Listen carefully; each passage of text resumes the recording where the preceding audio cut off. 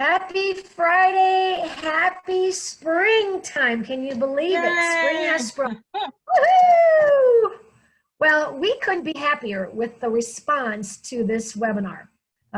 Audrey and I first brainstormed this on Monday, and over the last few days have pulled together not only reconnected as friends, but we think we've got an awesome learning experience for you to share with you 7 strategies for a productive virtual workplace. To get started, I want to share with you a little bit about how we're going to present. We're going to tag team this, and we hope and pray that our technology has not failed us. We haven't done the final numbers, but we have had over 700 participants at the 9 o'clock and the 10 o'clock. In the first look, I think we've got well over 100 early on in this third round. Third's a charm. So a little bit about myself. I'm an Iowa native, and I do cheer for both the Hawkeyes and the Cyclones. I do have a home-based business here in Des Moines. I started Inspiring Solutions now almost 30 years ago, and we typically work on site, but because of so much of the social distancing, we are ramping up our virtual education. I'm known as the Attitude Adjuster because I've written a book and several training videos on attitude. The choice is yours. And how many of you could use a little attitude adjusting? It's been a rough week. It's been a rough couple weeks for that matter. And some of the favorite things that I enjoy doing is spending time at my lake house in Clear Lake, Iowa, go Mason City and those surrounding. Walking my dogs. I have 2 labs and they have been so good this morning. I hate to say it too loud because they might wake from their nap. Love to golf. I've had 2 holes in 1, and they were not on miniature golf.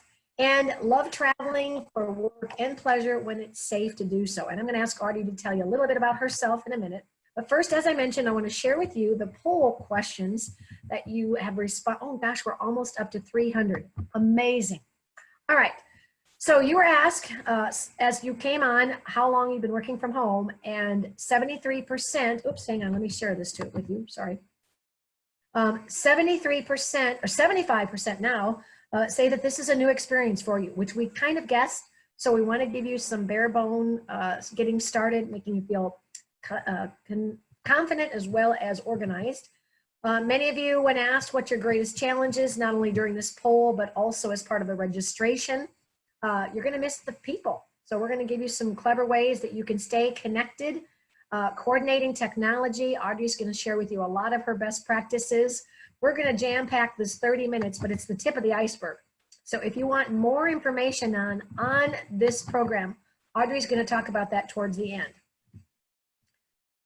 All right, today we are going to help you discipline yourself to work from home because we know many of you, this is new, and we want to help you stay productive.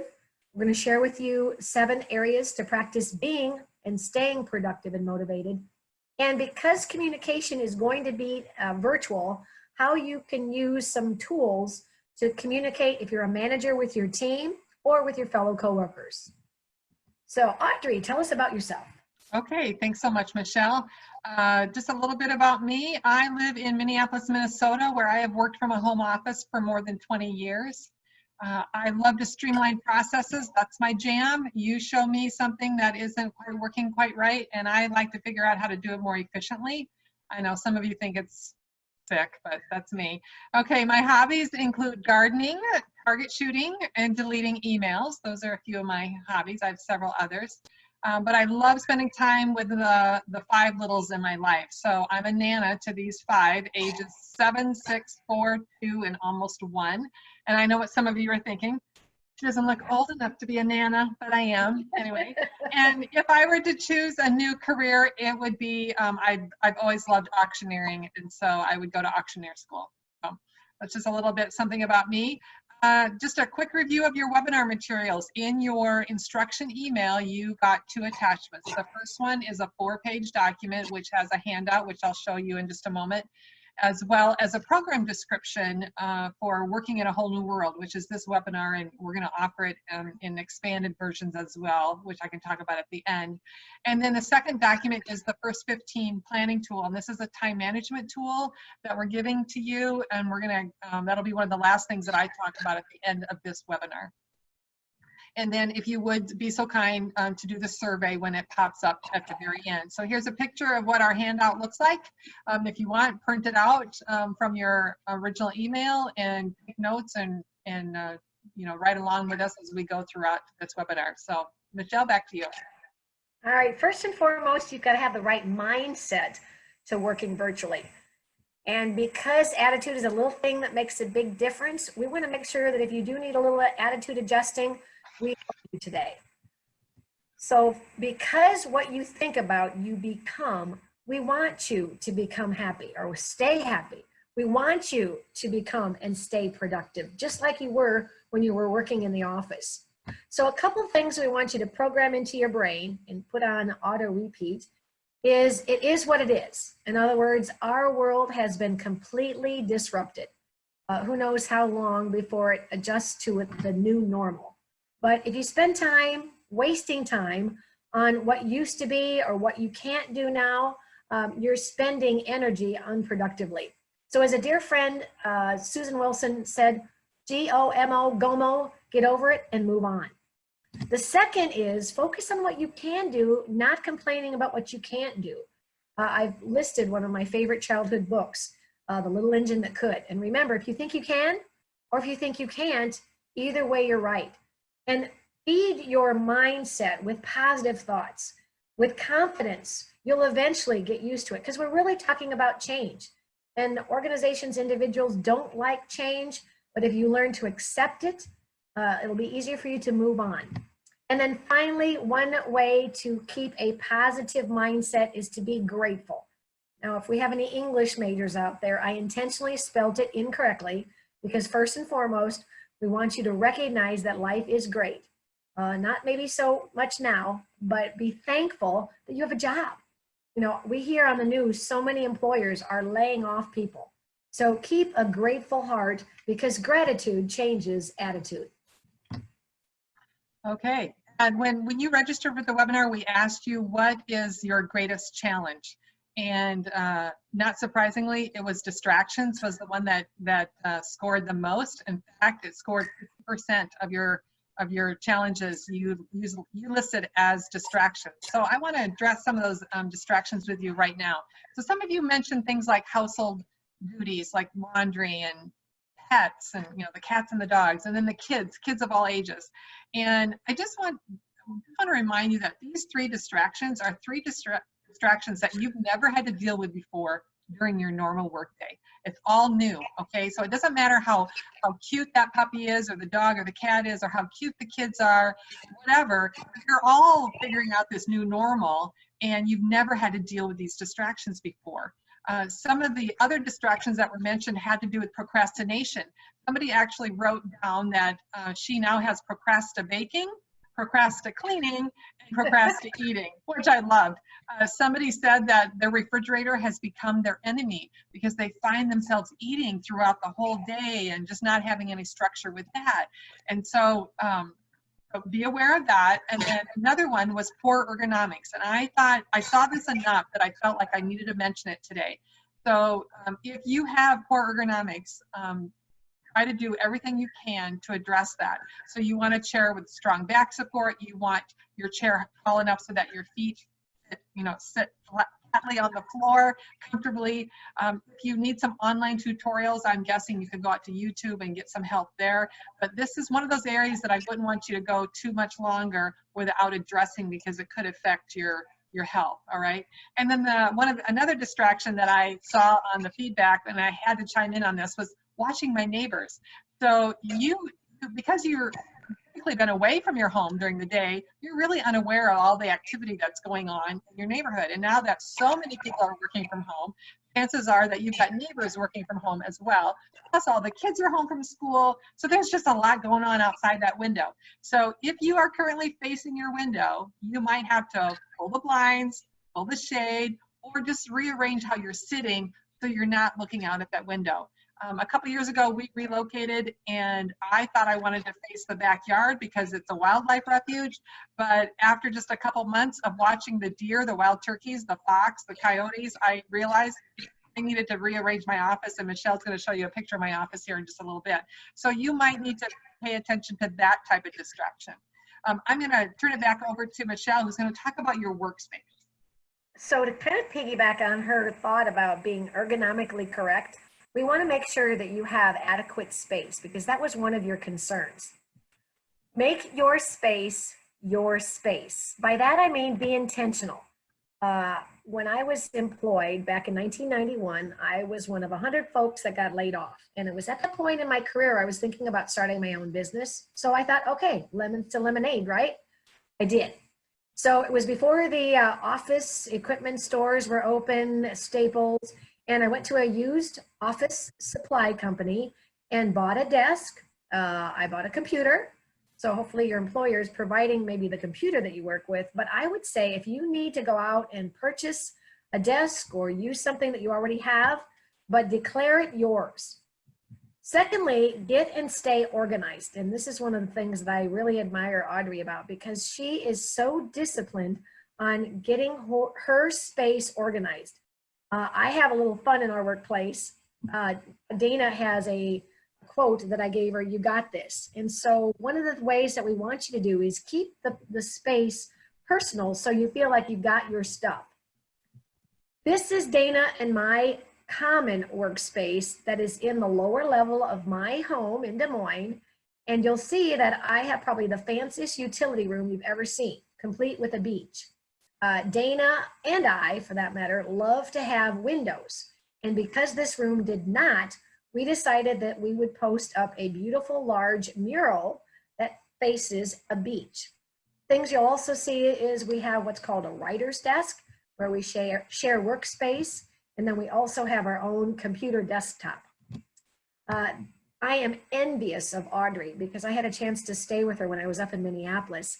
And this is her rec room that they have completely dedicated as her space. Love the fireplace. But more importantly, she has an adjustable height desk that her husband built for her, and she has a treadmill. So as you saw, before we got started, she was actually getting some of her steps. Dana recently created her own workspace, so she too can work remotely. She's recently revamped her kitchen, which looks wonderful, by the way. And she has her workspace on her dining room table, complete with a bar. So I tell her that she has happy hour every day. Now, to talk about technology, here's Audrey. All right. So technology is one of those things that we can be grateful for because without technology, we wouldn't all be able to be working from home, right?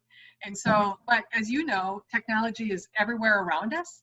And we have all kinds of technologies from our smartphones to laptops to tablets. We have all kinds of apps and programs. I want to just address just a couple of these. So the first one has to do with project management. Several of you chimed in and said that you're having trouble as managers or supervisors really getting a good feel for how much work your employees are doing or if they're keeping up with their projects. And I use Trello. Another one is Asana. They're very similar, but they allow you to manage projects and teams. So you can create a project and you create what they call these boards and different parts of the project, and then you invite certain people to different parts of that, and then you can look in and see what they have checked off and what they've completed. And so I use Trello both on my smartphone as well as on my laptop, and I find it just really helpful. So one of those might be an answer for some of you. I want to talk a little bit about the scanning feature. Several of you mentioned that one of the things you miss about your office is the technology that you had to leave behind. And one of those pieces was a scanner. And so about 5 years ago, I decided to go as paperless as I could, not only in my business, but in our personal records at home. And so on my phone, and this is a scanning app that's available to both iPhone and Android. It costs me about $5 or $6. It's a one-time purchase. It's called TurboScan. And what I like about it is it's very intuitive. And my millennial children said to me, well, why don't you just take pictures of your documents? Well, TurboScan, you can take a scan of, let's say, an 8-page document, and it will turn those 8 pages into one PDF and then allow you to upload it in Dropbox or other files. You can share it, you can email it, that sort of thing. So I recommend this app if you're interested in going more paperless at home. And then for some of you, depending on your industry, you may need to seek permission from your company to be able to scan company records or documents with a phone app. but it's definitely a tool that could help you in this transition time. All right. Next up, let's talk a little bit about this distraction of noise and using technology to combat that. So you have different noises today than what you had a couple weeks ago when you were working in your office. And many offices have automatic white noise going. Well, at home, you've got the noises outside your house from your neighbors and kids in the neighborhood, and noises inside the house with other people that you might be sharing your space with. And so you might need to use noise canceling headphones. You might want to put in just your earbuds, or you might want to download a white noise app right on your smartphone. That's something I use when I'm traveling and sleeping in hotels. And so that might help you get more focus. And speaking of focus, one of the old-fashioned tools that I have used for many years is I use an old-fashioned timer. You might get the timer out of the kitchen. You might use the timer on your smartphone, but when I really need to get something done, what I'll do is I'll set my timer. So let's say you set your timer for 15 minutes, and my mantra is you can do anything for 15 minutes, right? That's what I tell myself when I'm doing my ab workout in the morning. But set your timer for 15 minutes and say, all right, for 15 minutes, I'm going to do research for this project. For 15 minutes, I'm going to go through these emails. For 15 minutes, I'm going to work on this spreadsheet report, okay? And when you're watching that stopwatch or your timer go down, it almost becomes a game, but you try to see just how much you can get done in those 15 minutes. And that gives you focused attention in blocks of time. So if that works for you, give it a try, all right? Next up is time management. I love the topic of time management, and one of the challenges that most people are experiencing working from home is that they have disrupted the routine. And so your daily routine has been completely changed, and some of you are feeling like this guy because you're just really out of sorts and things just aren't normal and you wish they were. So I want to talk a little bit about some of the elements of managing your day. So you have everything from how you start out your day and how you handle meals and how you handle interruptions. And how about this one, seeing your family all day long, every day. I mean, some of you just aren't used to seeing each other that much, okay? And then there's the commute time. What's happened to that? And what are we doing with that time? And then there's exercising. And then I want to share what I call the big surprise. Now let's talk just real briefly here about some of the routines that you and others in your home can establish, because this is going to help you get a handle on your time. So you used to wake up at 6 o'clock in the morning with an alarm clock to get ready to go to work. My suggestion is that you continue to get up at 6 o'clock. I know you don't have a commute time, but I'm going to address that in just a moment. All right, be consistent here. Avoid sleeping in, because when you do that, it just messes up with the rest of your day. Get your coffee, take a shower, get dressed. I know your robe and your jammies are the most comfortable items of clothing you own. Me too, but there's something mentally that happens when you get out of those clothes and you get into some other type of clothing, all right? Next up is meals. So now you're having all your meals for your whole family, 3 meals a day and snacks at home. So if you used to have the routine of packing lunches for yourself or your kids first thing in the morning, continue doing it. Just put them in the fridge. And that way when lunchtime comes for you and or the kids, everybody's got their lunch ready to go. I would also suggest that you pre-measure out any snacks that you want to have that day. One of the feedback comments we got was, I feel like I'm eating all day long. So the last thing you want to do is put on the pounds, right? And so set aside the snacks that you plan to eat. Put it on your desk, set it aside in the kitchen, but have that set aside in the morning, make those decisions. And then also think about what is your plans for dinner. Just have that done first thing in the morning. Another routine has to do with your interruptions. My suggestion here from working from home, and I have some experience coaching people on this, is you need to establish your work hours. And if you have to, post it on a piece of paper close to where you're working, but you need to communicate this to the other people in your household so you set expectations at the right level, all right? And so set up your work hours, figure out what that's going to be.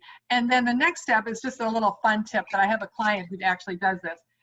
She gathers all kinds of hats from around her house. So here's a cowboy hat that my grandkids wear, right? You know, it doesn't quite fit, okay?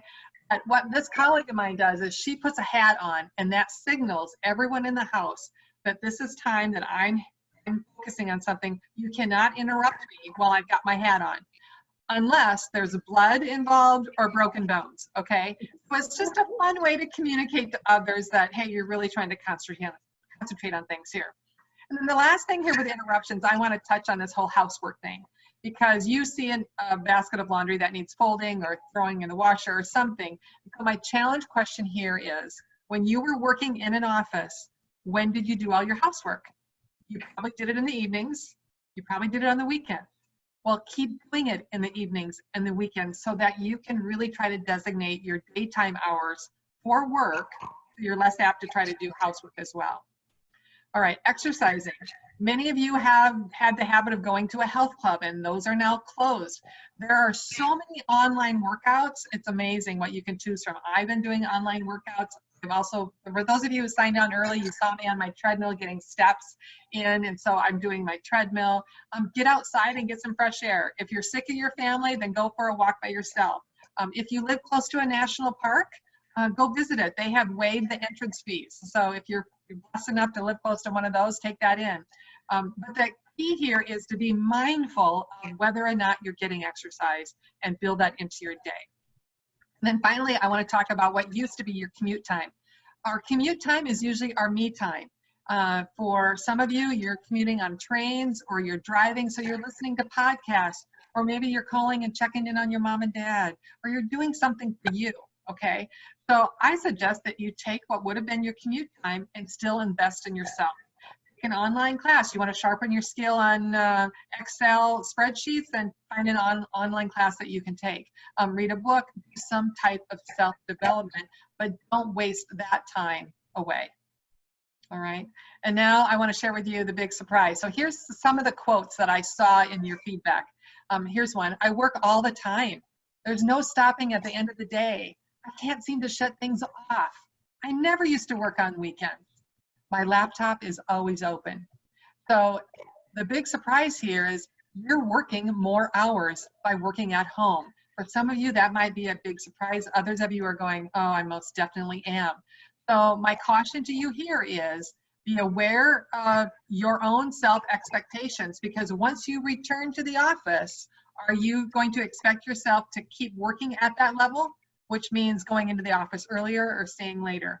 I just want to raise your awareness as to your work hours and how many hours you're putting in right now. All right, Michelle, I'm going to turn it over to you. One of the things that you were saying you're concerned about is the feeling of isolation, which can be true if you're working home away from your coworkers and managers, if you are trying to make sure that your team is doing what they need to do. So we want to give you some helpful tips on how you can honor that social distancing without, as long as you're keeping focused. One way is to develop some creative connectivity. Off to the right of the screen, you'll see on this over the weekend, my goofy girlfriends and I connected because we have a monthly gathering to celebrate birthdays. And with the month of March, we unfortunately didn't, but that didn't stop us from at least connecting. Think about ways in which you can honor normal meetings or huddles. I know some of you are from the healthcare world. Think about as a manager or as a team, how do you keep that kind of communication consistent to virtual, whether it's done by phone, whether it's done by Zoom or other technology. And we'll encourage you to have a little bit of fun with this, because one of the concerns that many of you had said was, how am I going to stay motivated? So as a manager, what that means is, how are you going to keep your team focused? And at the end of the 9 o'clock hour, somebody had said she's afraid that her boss is going to micromanage her. And Dana and I have been working together now almost 4 years next month. And we have just started doing weekly focused. They could be by call if I'm out with a client. It could be face-to-face if I'm in the office. But we do two things. One is we recount what our priorities for the last week were. What did we accomplish so we can celebrate? What then do we also need to do this coming week so we can prepare and plan? I then know how I can best help her and vice versa. And then we always like to sprinkle a little bit of fun, because life is way too short to go through it any other way. And a local news channel has started this segment called Tell Me Something Good, down, down, which means the world, have you noticed, is so turned upside down. And if you want to get depressed, just turn on the news. So help people feel good about life by starting your chat or your conversation, Skype, by having them share something good, whether it's at work or at home. Now we were trying to think, okay, what is this all going to lead to? You know, when this is all said and done, what could we potentially gain as a world or as a society? And we ran across this from Laura Kelly Panucci, which I really think can help us find some peace to know that this too shall pass.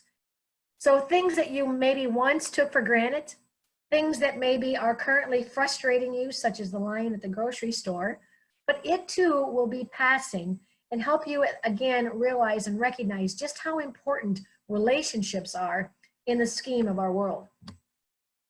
All right, we're going to end the presentation today by talking about priorities, and you have a planning tool that we call the First 15. It came to you as an attachment in your instruction email.